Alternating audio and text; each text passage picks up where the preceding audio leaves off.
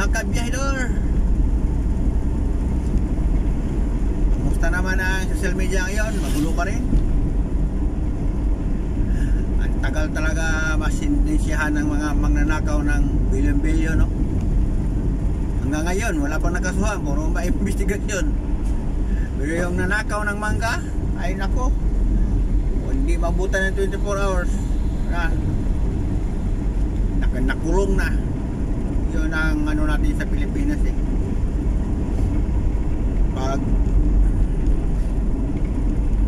Pag ang kawatan, congressman, mga malaking ranggo sa DPWH, mga mayayaman, mga kontrarista,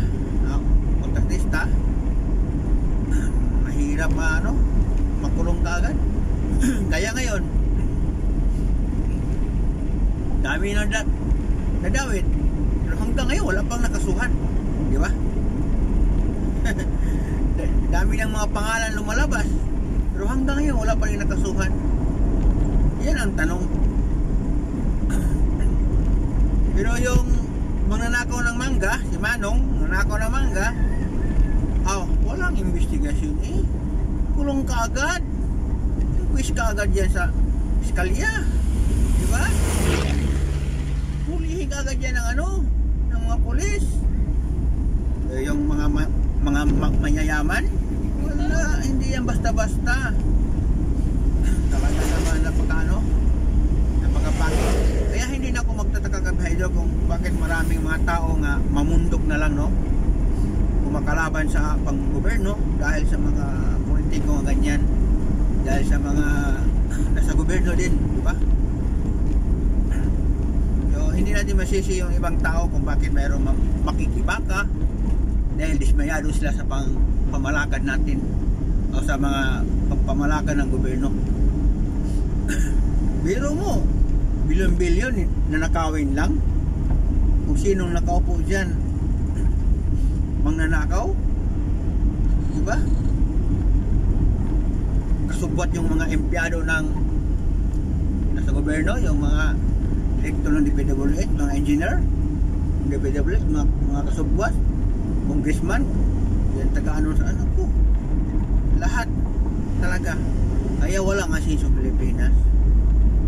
Kaya hindi maubos yung mga tao nga makikibaka, lumalaban sa bulok na sistema ng pag-gobyerno natin, dahil din yan sa mga korap na politiko. Marami nagsasabi, bakit hindi maubos yung MPA? Siyempre hindi talaga maubos ang MPA dahil sa mayroon din kasi mga korap na mga nasa gobyerno. Pero kapag malinis yung gobyerno, bakit pa mag-MPA yung iba? Bakit pa mamundok yung iba kung okay naman ang pagdala sa gobyerno, di ba? Pero ang palagi na nakikita sa tao, mga kabahidor, puro lang nakaw, corruption, di ba? Samantala tayong mga ordinaryong tao, kayod ng kayod, no? Kahit bumili lang tayo ng needles sa tindahan, mayroon ng patong yan nga nga para sa gobyerno, no? May tax na yan. Pag bumili tayo, mayroon na yung tax yan ng binibili natin, di ba?